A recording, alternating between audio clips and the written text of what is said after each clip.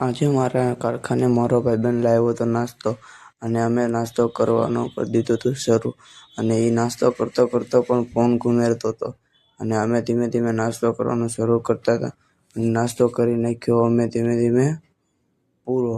અને હવે હું આવી ગયો મારા મશીને માલ નાખવા. તો હું માલ નાખતો હતો, માલ નાખી દીધો અને હવે હું કરતો હતો માલને ગરમ. અને હું ગરમ કરતો હતો અને ગરમ કર્યા વગર મશીનના માલ જાય નહીં. અને આ છે મારું કારખાનું ને આ ભાઈ છે લંગડા. અને મારે અત્યારે બનાવવાનો હતો મશીનનો માલ, તો બનાવવાનું કરી દીધું મેં શરૂ.